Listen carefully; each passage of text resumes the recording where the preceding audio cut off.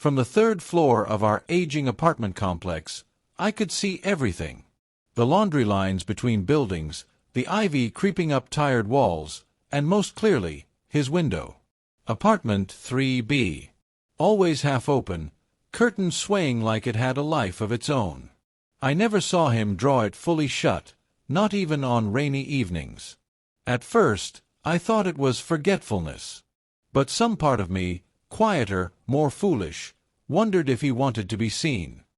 He moved in during late spring, when the scent of lilacs clung to the hallways and the sun stayed up just long enough to catch secrets. The building's chatter, usually quick to catalog new tenants, offered little about him. No name, no job, no late-night arguments or deliveries. Just the occasional humming from his stereo and the soft strum of a guitar. He was tall, lean, with hair that curled just slightly at the ends. He wore sweaters, even when it was warm, and read paperbacks with torn covers. I watched him the way people watch art they don't understand. Curious, tentative, moved by something they can't quite explain. He never looked out directly, but sometimes, just as the sun dipped, his eyes would flicker toward my window. Never long enough to be certain, just enough to wonder. I told myself it was harmless. We'd never spoken, never met. He didn't know me, just a silhouette at another window. But still, I memorized his routines. Morning coffee at the window, stretching his arms above his head. Evenings with a candle lit on the sill, its flickering reflection dancing like it was performing just for him. Then one Friday, everything shifted. I came home late, arms full of groceries, and dropped an apple as I fumbled for keys. It rolled across the hallway floor and stopped at the base of his door. Before I could retrieve it, the door creaked open. He stood there, surprised. His sweater was inside out. "You dropped this," he said, voice low, careful. "Thanks," I replied, my voice embarrassingly small. I didn't introduce myself. Neither did he. I thought that would be the extent of it. But the next evening, there was a new addition to his window, a single terracotta pot with a violet nestled inside. Beneath it, a note, folded carefully against the glass. It faced outward. I squinted. "To the one who watches."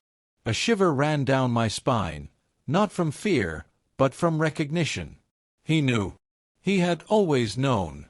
I stared at the note, unsure what emotion to settle on. Embarrassment, curiosity, something warm, unwelcome, rising fast in my chest. That night, for the first time, I left my window open too. The next morning, I found another note, this time on my own window sill, weighed down by a smooth stone. I hadn't noticed it placed there. It read, "What's your favorite song?" No name. No signature. Just slanted handwriting, neat and deliberate. My hands trembled slightly as I wrote back. "Sweet disposition, by the temper trap." I folded the paper, tucked it beneath a glass tumbler, and left it where the morning light would hit it. I wasn't sure if he'd respond. I wasn't even sure this counted as a conversation. But by nightfall, his window displayed a new reply. "Good choice. Try cherry wine next. The live version." And just like that, it began. A silent thread between our lives, woven note by note across the narrow alley of air and brick. We never saw each other up close again, not after that apple, not in passing. It was as if the spell only worked at a distance, only through glass. Our messages grew longer, more personal. He told me about his grandmother's record player, how he first fell in love with music through the crackle of vinyl. I told him I once wrote songs I never let anyone hear. He asked why. I replied, "Because some things sound better inside your own head." One night, his window held a single question. "Have you ever been in love?" I hesitated. That word, love, was heavy, unpredictable, dangerous. I wrote, slowly, "Once. I thought it was love. But it didn't last long enough to be sure. His response came the next evening. "I've been in something like love, but I ruined it." It was the first message that hurt. Not because it was cold, but because it was honest. A crack appeared in the ideal I had built around him. I didn't know who he was in that past story, the lover or the betrayer. And I didn't ask. But the notes didn't stop. If anything, they became more urgent. We shared poems, lyrics, small secrets. He confessed to insomnia. I admitted to loneliness.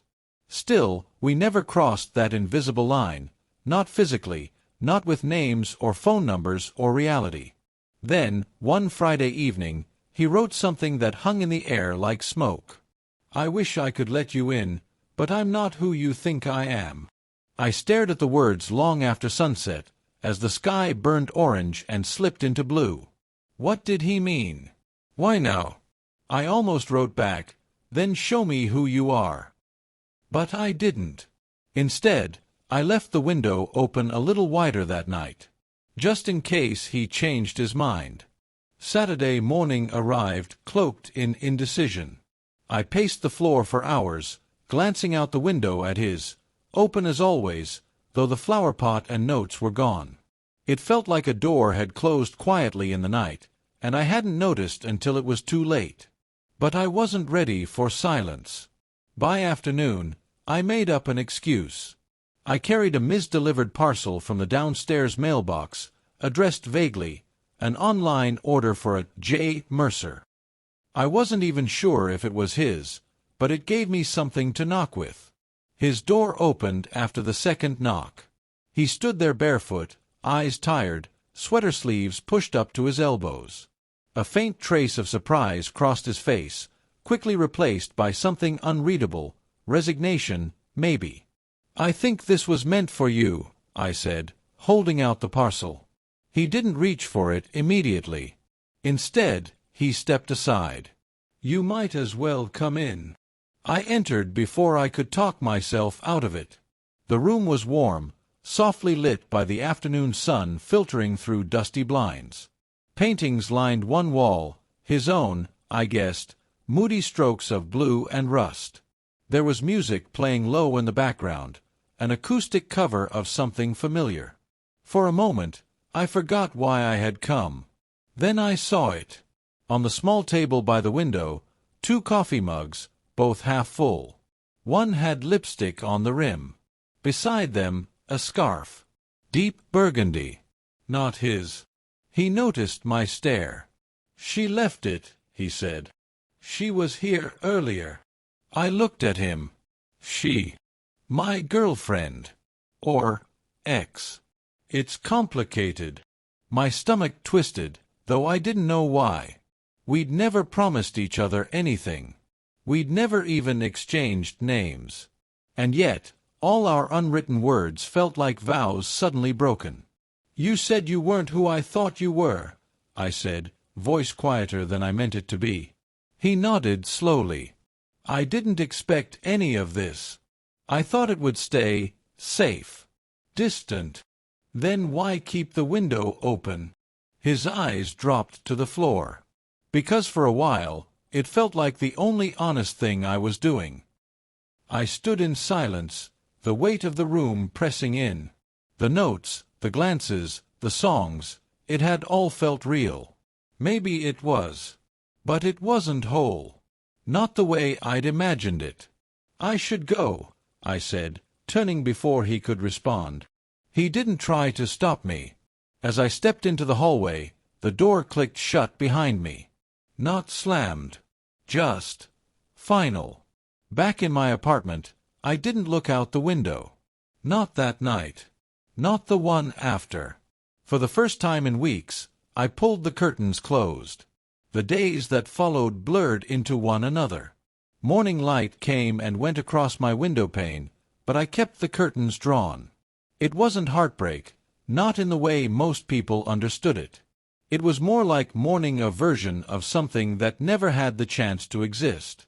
From time to time, I heard the faint strum of his guitar, muffled by walls and distance. But the window across from mine stayed shut. No violet on the sill. No notes, no flicker of candlelight. Just glass, clear, cold, impenetrable. I told myself I didn't miss him. But I missed what he represented. That quiet connection, the thrill of being seen without words. I missed the illusion we built, piece by piece, in scribbled ink and second glances. He had been both stranger and sanctuary. And for a moment, I let myself believe that was enough. It wasn't. Eventually, life resumed its shape around the hollow space he left behind. I returned to my routines, coffee, work, late-night writing, but everything felt a little dimmer. I wrote songs again, but I didn't leave them unfinished this time. I stopped waiting for someone else to give me permission to create, to feel, to matter. Weeks later, as spring nudged its way back into the city, I opened my window again. Not to look for him, but to let the air in. The wind smelled of rain and budding trees. A beginning, somehow. That evening, I placed something on my window ledge. A single flower, like his. Not a violet, but a daisy, plain, simple, alive. Not for him. For me. I didn't know if he saw it. I didn't care. We never spoke again. I passed him once in the stairwell. He nodded. I nodded back. That was all. No apologies, no explanations. Just two people who had once lived a quiet story between windows and silence. Some nights, when the world outside feels too loud, I think of that strange season of not quite love. Of soft music drifting across bricks. Of words written but never spoken. Of a boy who left his window open and a fool who mistook it for an invitation. And yet, I don't regret any of it. Because sometimes, the people who leave the deepest impressions are the ones who were never meant to stay. They enter your life quietly, stir something you didn't know needed stirring, and exit just as softly, leaving only echoes behind. My window is open again. But I no longer watch for anyone. And somewhere in apartment 3B, perhaps his curtains flutter too. But I've stopped wondering. Some stories end not with a bang, but with a breath. A flower on a windowsill. A chapter closed.